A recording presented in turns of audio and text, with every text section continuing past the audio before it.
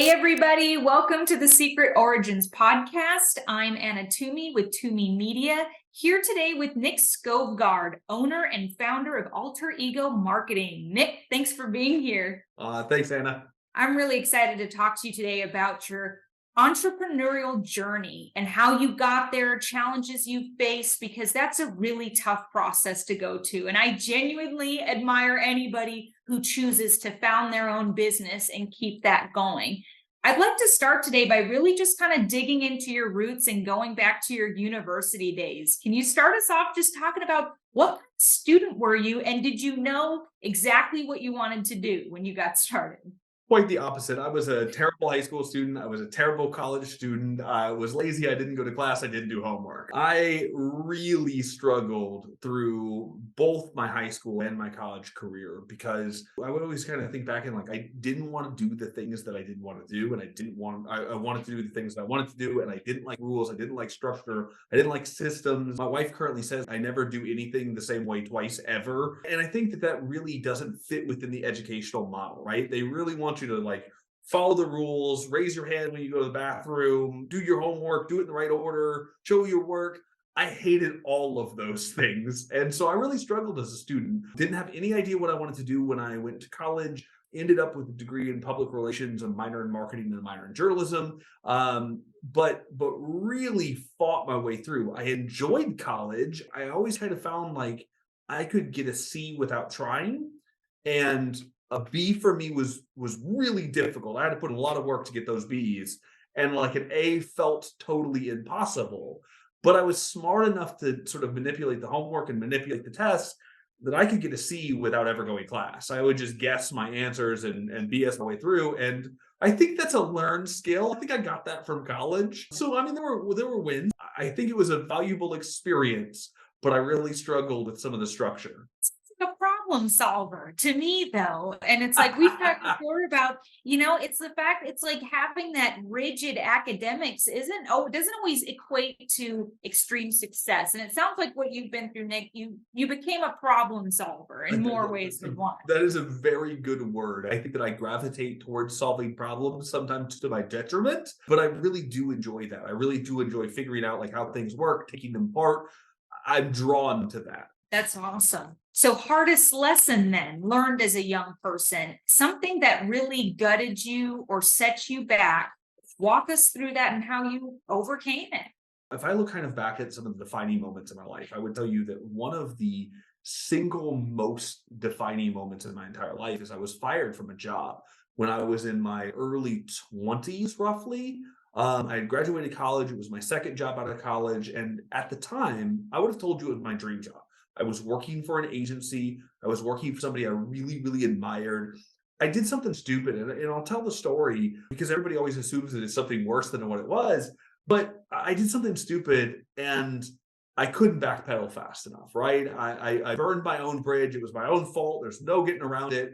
I got fired by somebody who I really idolized, and at the time, I was totally crushed.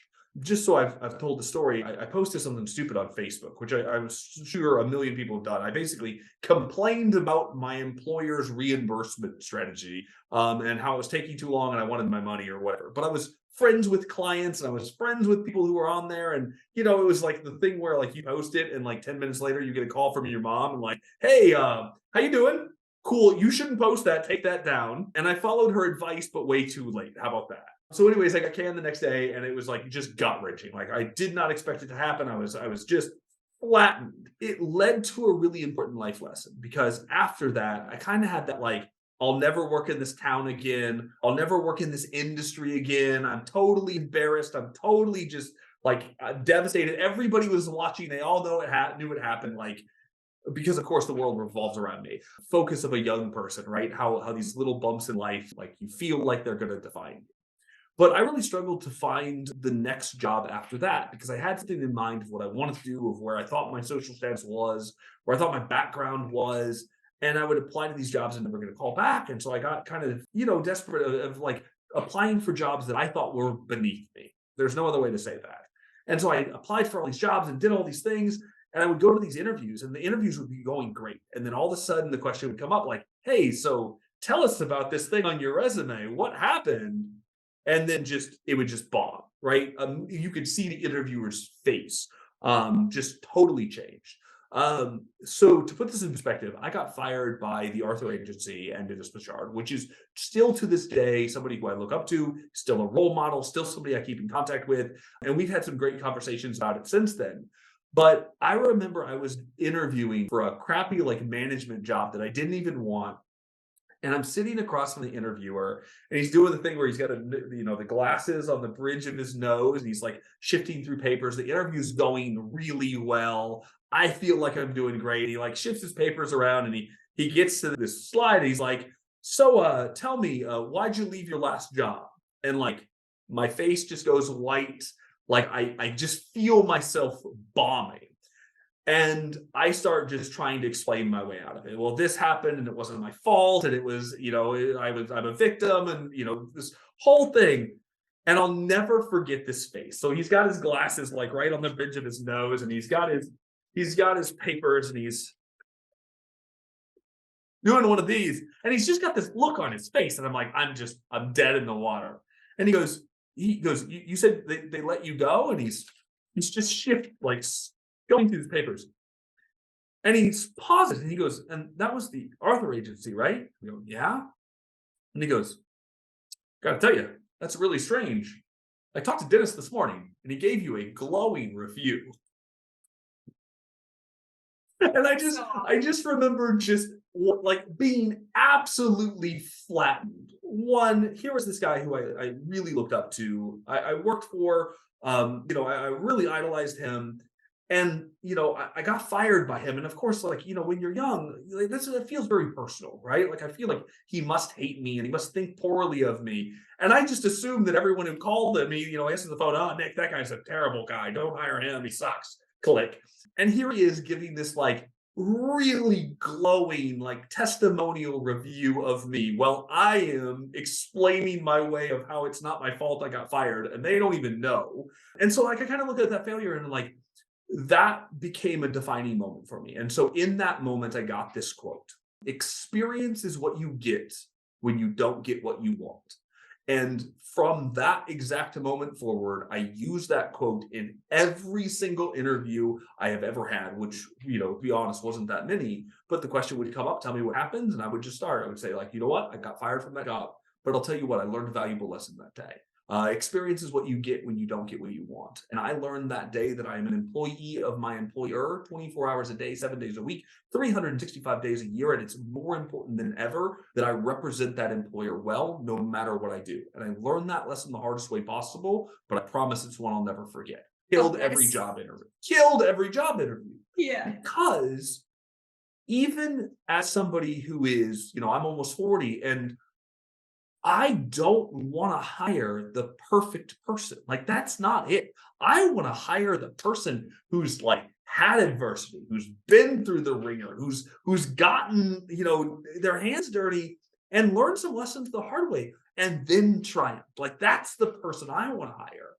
And so I learned so much in that moment. I learned so much from Dennis. About a year and a half ago, I ended up, sitting down and having a nice conversation with him. I actually wrote him a letter and just told him thank you, like what a tremendous influence he was in my life. What a great mentor he has been, even though he wasn't aware of it. That was a gut-wrenching lesson. I remember sitting out in front of my car after getting fired and like just bawling. My life is over. And to think back, everything I am today, everything I've done, the fact that I own my own agency is thanks to that one moment. So I don't think I would change a thing about it. No, I love that you shared that, Nic. I'm sorry it happened to you, but I love that you shared it, because they are so right. Because look what comes of it and the amount of lessons out of that. And, listening to you talk about that, it reminds me of taking ownership and like that one skill that gets so tough. You just don't see it when you're young and you go through an experience like you did and you realize, I've got to take ownership of these actions. I'm sure that's something as a business owner you go through a lot, and wanted to ask you about that as well, is taking ownership of mistakes, which I guess gets easier, maybe. I don't know. I'm curious to hear what you have to say. So I just watched an interview with Anna Twomey, and he said something that kind of stands out in this exact moment. And it's imagine that you were going to create this perfect version of yourself. You were able to just make them. If you had to create a version of a person who was really strong, who was really patient, who was really kind, whatever it is. So let's say strength, right? You're going to create somebody who's really strong mentally tough. What would you put them through to make them really tough? Would you put them through a really, easy childhood and easy life, easy jobs where they got to coast through and play video games? Or would you put them through some really difficult situations? And the answer is obvious, right? You'd put them through difficult situations to build them up. That's how you build muscle. That's how you build strength. That's how you build courage. It's anything else. And you don't get those skills by never making a mistake. I have this sort of quote on failure, and it's failure isn't the opposite of success, it's the shortcut. I really believe that somewhere in my, late 20s, early 30s, I kind of figured out that like I'm going to make mistakes. So let's be intentional about what I'm doing when I make those mistakes and what I learn from making those mistakes. And let's lean into them and fail faster, fail harder, fail more intentionally, fail forward. And I really just sort of started bottling these things up as like, these are not scars that are going to slow me down. These are like the badges of honor that are going to get me to where I want to go. And the faster that I get them, the quicker that I learn those hard lessons, the less likely I am to forget them. On that topic too, like if you were talking to a young person that had just gone through that gut wrenching mistake, we've all been there and they're feeling like it's the end of the world, just a few sentences you'd say to them to try and get them to the point of at least feeling like, okay, I can move on from this. I will survive. My initial reaction probably isn't ideal, but it's good, right? Like, good. You fell on your face, good. You made a mistake, good. You got fired, good. It's going to be the best thing that ever happened to you. Learning how to take your failures and your mistakes and like figure out how to leverage them into whatever you're going to do next. I've used this term a lot, and it drives my wife crazy because I don't know that it actually grammatically makes sense, but it's a reverse pessimist. I believe that at every single moment, the entire universe is conspiring to make great things happen to me. And it's a really kind of silly belief, but it's one that I've always held. Like everything happens for a reason. And if I crash my car and I don't have that car anymore, I legitimately just remind myself that maybe there's a reason that I don't have that car. Maybe this is the motivation I need. When I got fired, it ended up being one of the best things that ever happened to me.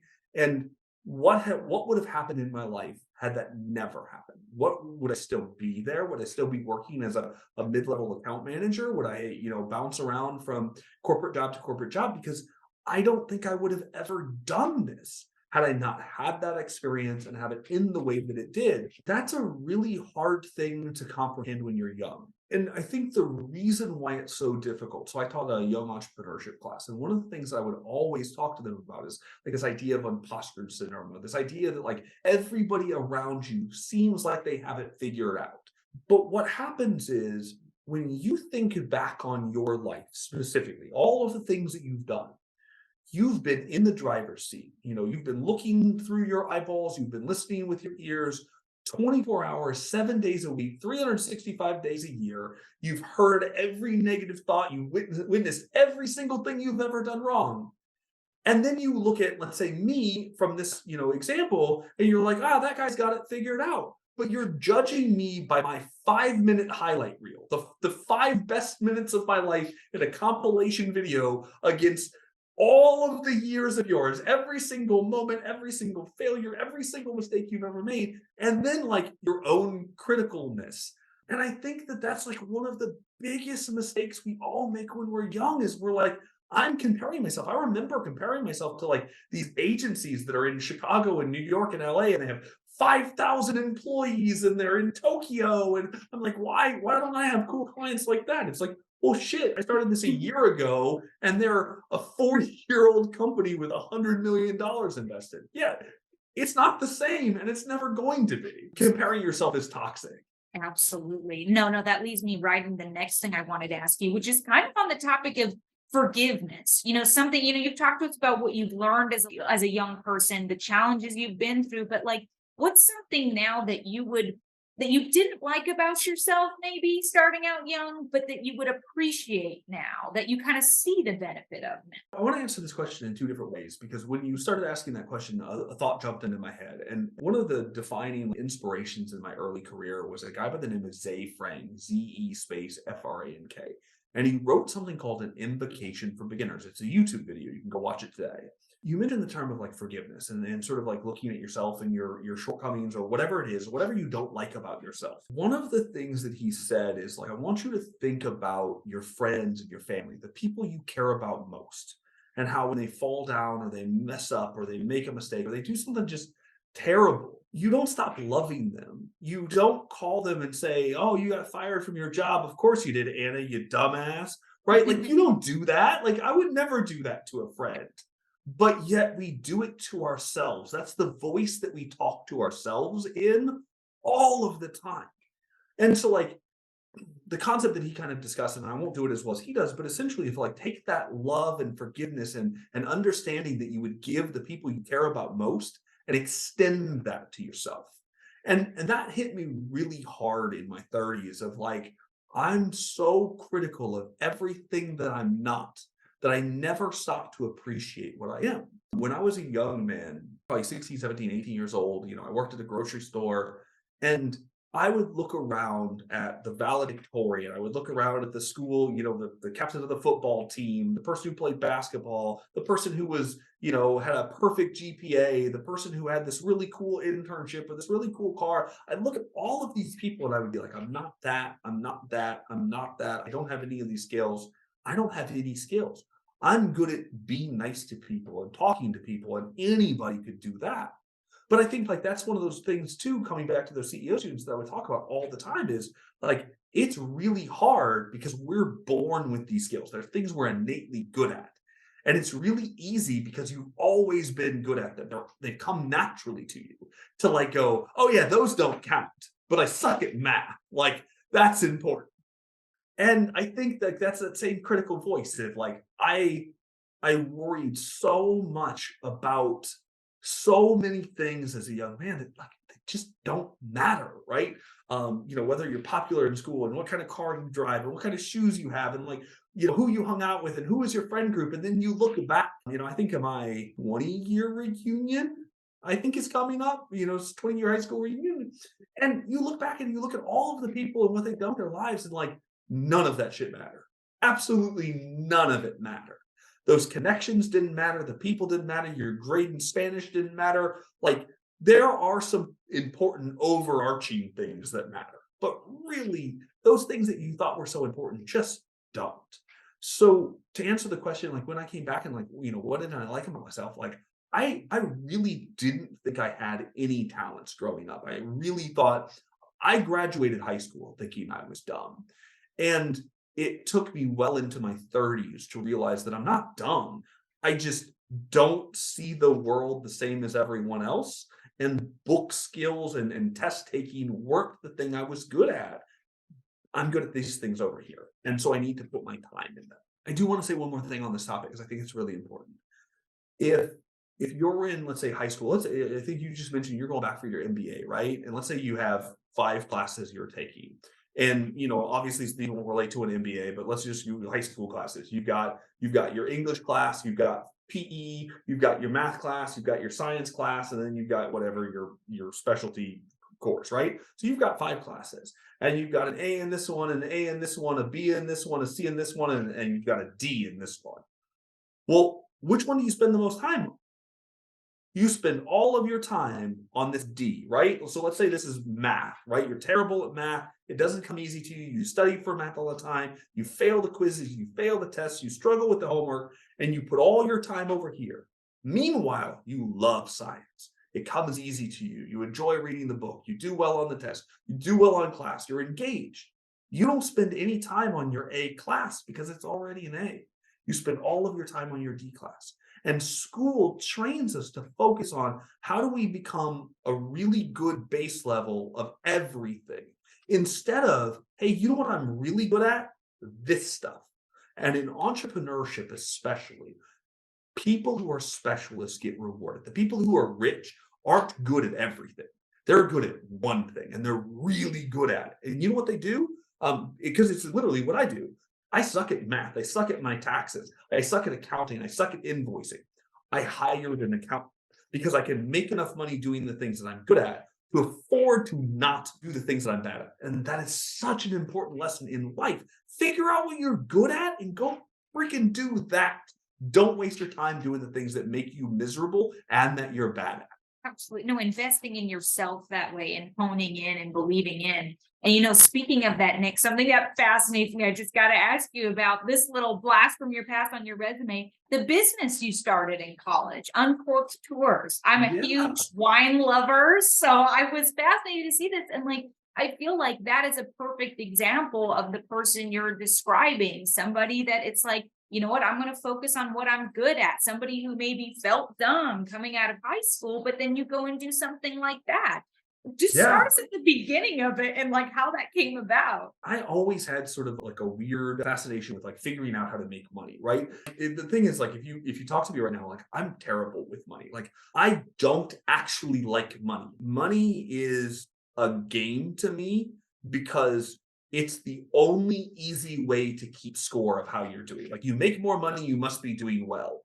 But the moment I have money, I spend money because I don't care about money. What I want is freedom, and money helps give you that. What I want is time. What I want is choices. And money will give you all of those things, but I actually hate money as kind of a rule of thumb.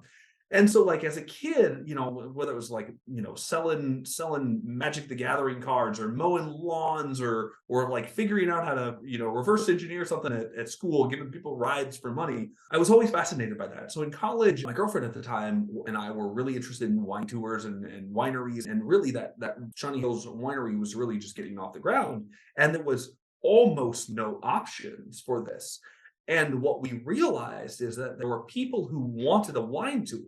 They didn't want a bus. They didn't know how to do the thing. And so we came up with this idea of coming up with a tour company and having that tour company basically be the middleman. So we would rent the bus, we would plan the route, we would plan the schedule, we would coordinate with them about what kind of wine they liked, where they wanted to go, how they wanted their day to be, and then we would give them lessons about wine or sort of an education about the Shawnee Hills Wine Trail as we would go.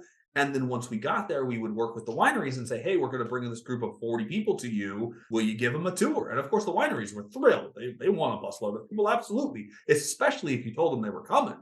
And so we just sort of coordinated this. It wasn't really a very profitable business. In the beginning, we tried to sell like tickets to individuals, but we realized is like schedules never coordinated right, and so selling the tickets individually was really hard. So we ended up creating wine tours for, like, let's say, a wedding group or a bachelorette party or something like that. And it was good. It was a lot of work for not a lot of money, but it was such an incredible experience because it was probably my first like formal step into entrepreneurship. Absolutely. No, not a lot of work for not a lot of money. I feel like that line has a lot of lessons in it and realizing what goes into business. I mean, did that set you off on the track for your business now? Or what's the biggest thing you took from Oh, operating? what was really interesting is, like, I was really frustrated by the whole thing. And after my girlfriend at the time and I split up, the business kind of just faded and we really stopped doing it. But we were really good at the promotion part of it. We were really good at the sales part of it. We were really good at the structure. And we had this great idea. It was inconsistent enough that it wasn't reliable income. And so really after we hung that up, I kind of went back into the 9 to 5 world. I never really like set out to be an entrepreneur. I'd always kind of had this side hustle mentality, but I don't think I ever really formally went like, oh, I want to be an entrepreneur. I did always want to own my own agency. So after I got sort of into the college world, I did decide that I wanted to do that, but it was only because I didn't want to have to follow somebody else's rules. And really, that's a coping mechanism for somebody who is not good with authority. That is a very entrepreneurial trait. If you do not like following rules and you question like why you do everything, you have entrepreneurial blood in you. So I think that I didn't really figure out that I wanted to pursue an entrepreneurial path until much later, but that was a good first step. Absolutely. No, and I'm curious, before you started these tours, did you know anything about wine?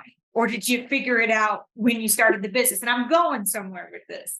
Didn't know a lot about wine necessarily. We spent a lot of time at the winery, and I think we coordinated a wine tour. I was part of a young professionals organization called 13 Pro, coordinated wine tours for that organization, and just realized that there was a demand for it.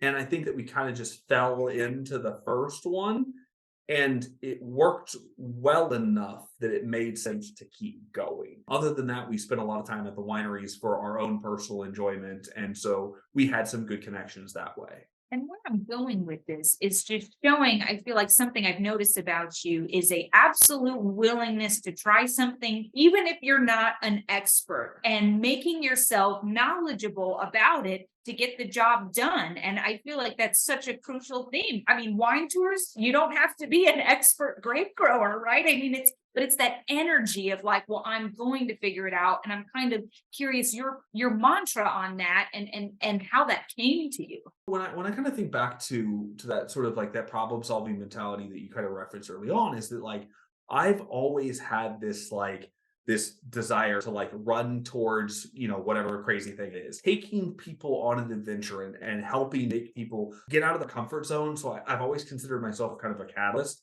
Like if you're like, hey Nick, you know what's on my bucket list? I've always wanted to go skydiving, but I'm completely scared of it. I'd be like, Anna, I'll make the phone call, I'll set up, we're going skydiving. How's next Tuesday sound for you? And like that's just been a personality trait.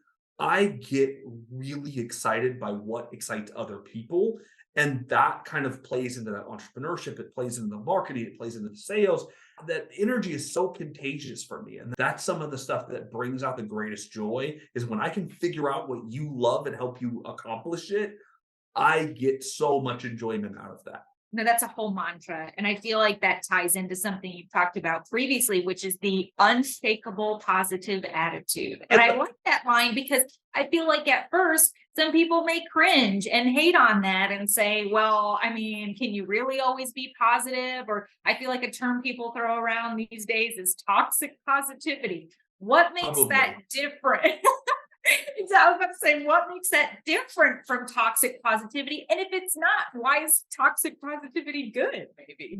I'm not terribly familiar with the term toxic positivity, but that's probably because nobody's wanted to hurt my feelings yet. I discovered that one of the things that I could do is I could change the behavior of people around me by always being excited. And one of the things you'll find about me is like, you're going to have a really hard time catching me on a bad day. Like the idea that it would run into me in any public setting and be like, hey, what's up, Nick? And I'd be like, hey, Anna, how are you? Like it's It never would be going to weird. happen. It's never going to happen. I'm going to be smiling. I'm going to have a good day. Even if I just like had the worst day of my life, like I'd have to be in a car wreck, like actively, as you said hi to me, for you not to be like, hey, yeah, how are you? It's so good to see you.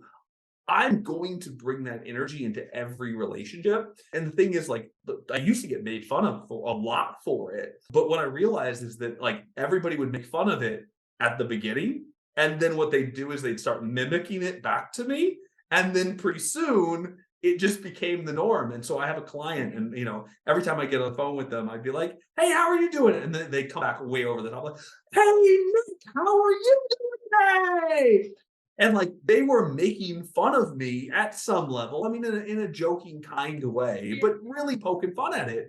But what's funny is like I get more compliments on the way that I answer the phone than absolutely anything else I do. Because if you call somebody who is kind of like that Eeyore energy, who's got that like they're just always in a funk, it's hard for that not to rub off on you, right? Like you've talked to that person. I want to be the other end. I want to be the 10 every single time. I want you to be like, man, Nick, I love talking to you. You always are excitable. You are always full of positivity, whatever. I want that. And I'm actively cultivating it at this stage of my life. Oh, absolutely. I couldn't agree more about how energy just changes everything. working in TV in my prior life, I would do kind of the Eeyore doldrums 10 p.m. news, but you go to the morning and you can change people's mentality Yeah. about anything if you bring the energy. I really love what you said about that, because it's like it just changes the mindset. I mean, you could be talking about mushrooms or taxes or anything, but the energy you bring to it, I feel like people respond to the feeling of that energy more than even what you're Find the talking good. about. That's it. Find the good. There's good everywhere. Go look for it.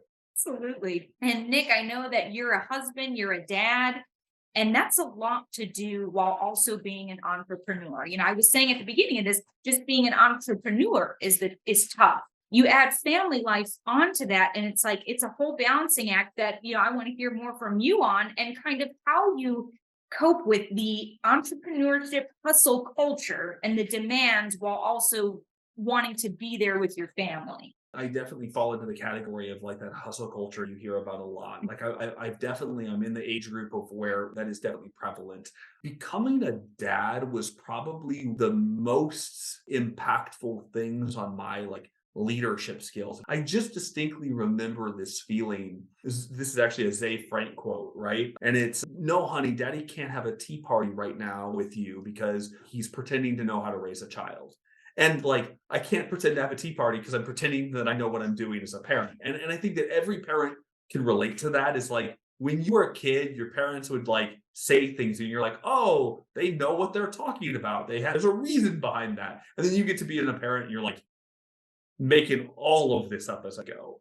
And what was really powerful in that like moment of sort of becoming a dad, and I have 4 kids, so I've got a lot of practice at this.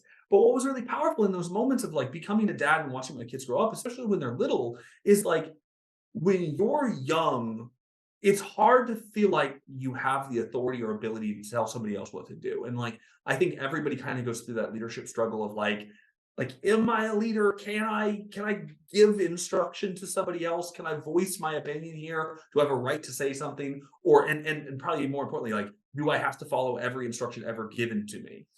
And then all of a sudden you're a parent and you've got a 3-year-old and you're like, you can't have spaghetti for dinner. Why? Because I said so. And like, they just look at you and they see you as an authority figure. They immediately want to follow at least the instruction. And like, I think there's that moment for me at least where I was like, holy cow, like it's just a perception issue. And so like that helped me so much in my career life, is becoming a father kind of taught me, one, that my parents had no idea what they were talking about. Like they didn't have a clue what they were doing. And two, neither does anybody else, right? In any role as a parent, as a boss, as whatever, they don't have a freaking clue what they're doing. They're making it all up as they go. And the people who you feel like have it all figured out are often the people who just don't crack enough to like not tell you they don't have it figured out. And as a young person, you're like, hey, Anna, it's so great to have this interview for you. This is my first interview. I've never done this before. I'm really scared and super nervous. As an adult, you're like, hey, I might be all those things, but I'm just not going to tell you. I'm just going to pretend that I know what I'm doing.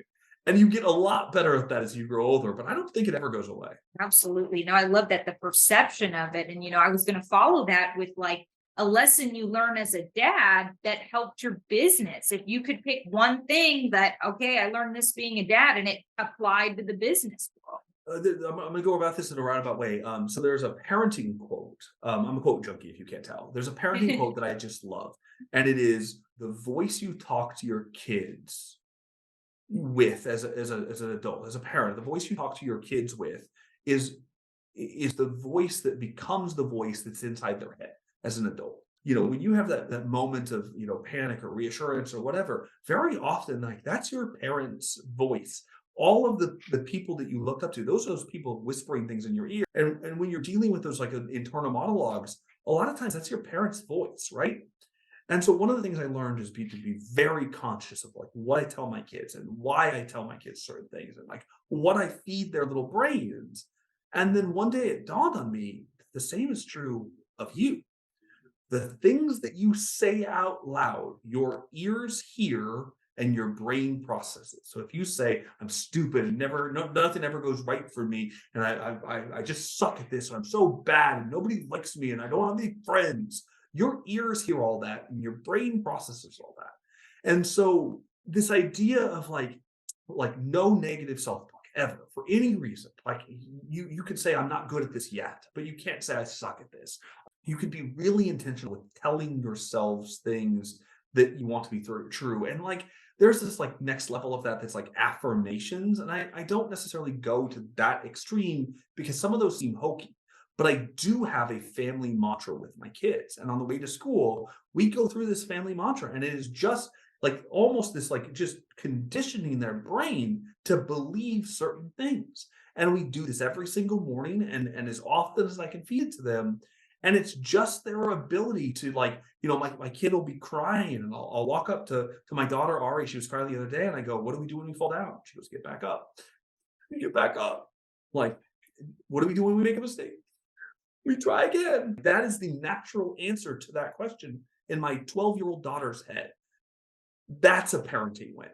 At this point in your career, Nic, what gives you the most anxiety and how do you cope with it? I think that like I've gotten to a point in my career that I feel like if tomorrow I woke up and everything was gone, business is gone, bankrupt, lost my house, lost my car, lost my money, lost everything. I feel 100% confident that in 12 months I could be right back to where I am. In fact, I sometimes think that if I started all over tomorrow and like really had to, in 12 months I would be twice as far as I am right now, because that reset would be so powerful. So like I don't have a lot of fear of like making a mistake that is career ending or something like that. I really don't have that fear anymore. But the flip side of that is the fear that I have is that I care a lot about the people around me, whether that's my clients or my team. The fear of letting other people down, of disappointing other people, of putting someone in a worse situation than they were when they came to work for me is probably one of those like driving fears. The idea of saying like, oh, hey, Anna, quit your job and come work for me. I'm going to pay you, blah, blah, blah, and whatever. And then 6 months later, we're at a business and like, you don't have a job. Like that terrifies me. Friday, who now runs AlterEgo, she worked part-time for me for about 5 years before she came to work full-time. And I kept trying to figure out like, how do I afford her? And today I'll tell you right now, I ask the question every single day of how did I not afford her earlier? But I was so scared that I was going to like mess up things in her world that I actually banked a year's worth of her salary in a bank account so that I could confidently offer her a job. And even if we made zero money, like the day I hired her, we made zero money. I had 12 months of her salary set aside to be able to pay her because that was how terrified I was. And it didn't take me 3 months to realize that not only is that never going to be a problem with her, but we've grown, we're up, I don't know, 20, 30% year over year since she's been here. And she's been such a positive influence. It's incredible. But like, I was so scared of like letting her down or making a mistake. And as an adult, like that's probably my greatest fear is screwing things up for somebody else. Absolutely. No, I feel like that's such a kind fear too. I feel like when people think of like entrepreneurs and business owners, I mean, you do think of it as ruthless. As somebody myself, I've worked in the corporate world and often have thought of bosses that way. And so hearing that, it's very kind. And I can see the stress that you would go through in dealing with it. And in your opinion, the importance of being that way, having empathy is hard sometimes. I mean, it's a huge emotional investment, but it sounds like you would encourage that even if it's hard. I kind of also went through a bit of the corporate world and like I worked in the automotive world for a while. And there's this real sense in that world of like, everyone's replaceable. It doesn't matter who you are, everybody's replaceable. And I hated that mentality, right? Like I hated that mentality. I want the right person. You find that right person, that incredible person. And to me, you find that incredible person and you build products and services and offerings around them. I have told, so both Friday, who runs my company, and Gabby, who is sort of our chief digital officer. So everything that happens in the digital world, websites, whatever, that's all her. And I remember bringing her on part-time and like not having a clue. So I actually hired her the day the world shut down for COVID. Like that was her first day. The day that they were like, everybody's staying indoors. She's like, so can I work? And I'm like, I got a couple hours for you. And then like weeks would go by and it was like, so can I go full time? And I'm going like, I don't have a clue how I'm going to pull this off. But she came in with that same attitude that Friday did, is like, this is a person who's hungry, who wants it, who just right person, right place, right time, right opportunity. And like all I had to do is like continue to present opportunity to them. And so like looking back right now, I've had this conversation with both of them. Like, if anybody ever offers you more money, just tell me. Like, I'll take a pay cut to keep you. Like, I will get like no one. So neither one of those two women have gone more than like Gabby hasn't gone more than 6 months without a raise in my company. Like, I don't pay her enough. I will say that right now. I don't pay her enough. I need to pay her more. I've given her a raise after raise. Like, she's phenomenal. And she's just hungry and young and ambitious and has these great ideas. And it's like, she compliments me in a way that I don't have a skill set for. And what I want to do is I want to build that group of people, that group of entrepreneurs or entrepreneurial spirits that like they care and they get it and they share the core values of our company, and like just let them loose, right? I don't want to tell them how to do their job. I don't want to micromanage them. I just want to give them the tools. No, you touched on that at the beginning of this conversation too, just understanding what you can't do, not letting that be intimidating to you, and outsourcing for it. I do you feel like that's the key to building your dream? It sounds like you've got your dream team at Alter Ego, and like Yeah, how I just need more of them. right, and trust your employees that way. I feel like that's more what I'm getting at, is that trust in employees you have, and how that, in what ways you've noticed that pays off when you give your employees a little trust. You cannot pay someone enough money to care, right? It doesn't matter. If money is the motivating factor, Daniel Pink wrote a book called Drive. And basically the summary of it is people work for three main reasons. It's artistry, mastery, and autonomy, right? That's what people care about. At some point, you need a salary to live, but at the end of the day, you don't go to work for that salary. And if your employer tomorrow came in and said, Anna, I'll give you $1,000 more a year. I'll give you $1,000 raise to care a lot more.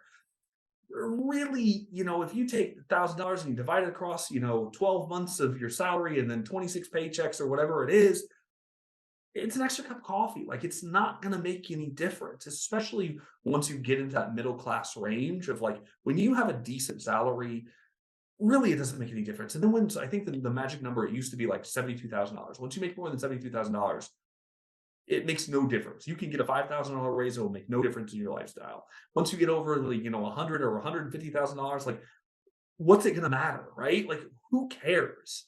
You can live in a little nicer house, you can drive a little nicer car, but like none of that stuff's important, and it won't make you care. So the thing for me is always like, how do I find somebody who is really, really good at something and give them an opportunity to be really good at that thing? Artistry, mastery, autonomy. How do I give them those tools? And then tell them, like, if you need something, come to me. And like, my job is to move the shit out of your way that's slowing you down.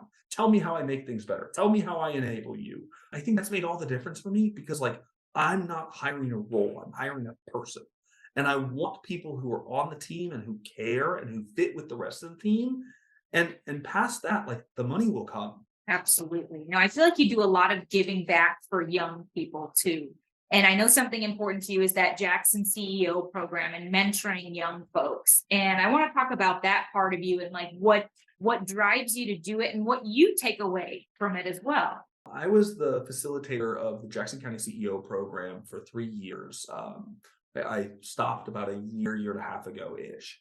And so that's put on through the Midland Institute of Entrepreneurship. And basically, it's a group of high school juniors and seniors who meet off school property 5 days a week at 7:30 a.m. for an hour and a half every single day. They show up every single day in dress clothes. In the first half of the year, they'll build a business as a class. It'll be real money, real business for a real profit that goes in a real bank account that is used to fund individual businesses in the second half of the year. And the second half of the year, every one of these students writes a business plan, gets an elevator pitch, puts together, does research, founds a real company, makes a real profit, all before they turn 18 years old or all before they graduate high school.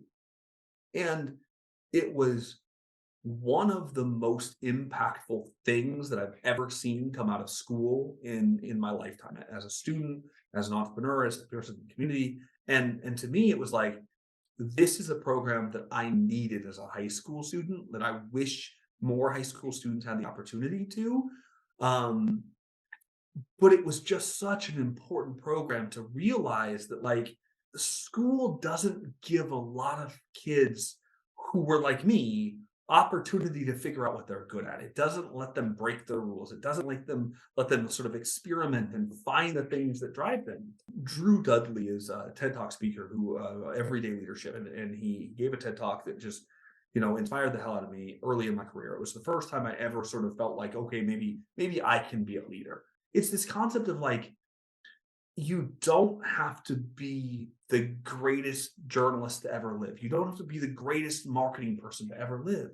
You need to go figure out what you needed when you were early in your career, when you were early in your entrepreneurship, when you were early in learning how to rollerblade. It doesn't matter. Figure out what you know now and what you needed when you were earlier, two steps behind in that process, and go teach those people those skills. And that is like the most incredible philosophy ever. Be the person you needed when you were younger. And like for me, that was so driving because, like I told you, I graduated high school thinking I was dumb. And I Yes. never had anyone who spoke my language. It wasn't that I didn't have support. It wasn't that I didn't have encouragement. It wasn't that I didn't have mentors or good teachers. It was like I just never had anybody who got who I was as a young man and was able to give me direction. I needed that as a kid to figure out what I was good at. And so like that for me was like that magic moment of like, I get this opportunity to go back and do this for the kids who might be struggling.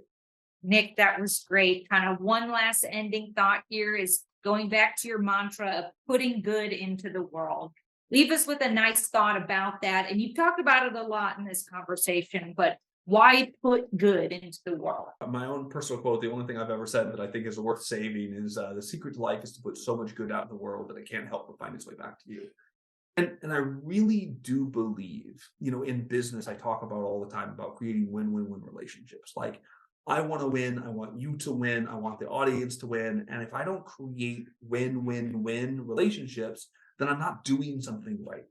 And so what I've always found, to be true in my life over and over and over again is if you do the right things for the right reasons often enough, it'll all pay off. And if you just go find things that you're good at and people who need the skills that you have, and you give that over and over and over and over again, often enough, you're going to build a community of people who care about you. You're going to build people who think highly of you. You're going to be able to give enough value to the world that it will reciprocate. And, with the CEO kids, one of the things I tell them all the time is like, you just need to figure out how to get in the room, right? If you want to, I met with a kid a couple of years ago, actually, who was an SIU student who wanted, his dream was to build supercars, right? Like not Ferraris, like the next level up, like super insane top level. There's a handful of people in the world who do this. And the advice I gave him was, don't go to school for mechanics, figure out how to build supercars technically. Figure out how to get in the room with the people who are living your dream life. Just go offer to sweep the floor. He's like, yeah, but they're not here. They're in like Italy and things. I was like, okay, cool. I got bad news for you. You need to get on an airplane and just show up. And if you show up there and you've got enough money to get you through 6 months and you walk and knock on the door and say like, my dream is to build supercars. I don't know a thing about engines. Don't know a thing about supercars. Can I clean your floors? I'll work for free. All I want to do is connections and access. And maybe you teach me a thing or two on the weekends. All I want to do is this. Will you give me an opportunity? I think that the honest answer is over and over and over without, certain specialties, but you're going to find that people who are successful want to give back. Get in the room, find those people and just figure out a way to give value to them and earn the opportunity. Nic, that was great. Is there anything else you wanted to add on though? Anything we talked about? No, I this think is you really fantastic. dug All of these into are it. topics that I feel like I could talk for days on. I love Yeah, this stuff. this is great. I really do feel like if I could leave like one message behind of like to the younger version of myself. It's just this idea that like you're not supposed to have it all figured out yet. You're right. You're not going to be able to predefine your path in life. You're not going to be able to arrange the cards to fall in a certain way. And if you look at any successful person and you trace back their career, you're going to see that not one of the top 100, richest people in America set out on this really clear path and went from job to job to job to job in this really linear fashion. What you're going to see is that it makes sense, their path looking backwards. But at the time they're at job number one, they had no idea where they were going to end up. They had no idea how it was going to work out. And you shouldn't either. Love that. Love that. That was great, Nic. Anna, thank you so much for your time today. And I know we went over. I really appreciate you bearing with me through the technical difficulties. No problem. Okay, well, I'll talk to you again soon here. All right, sounds great. See ya. Bye. Bye-bye.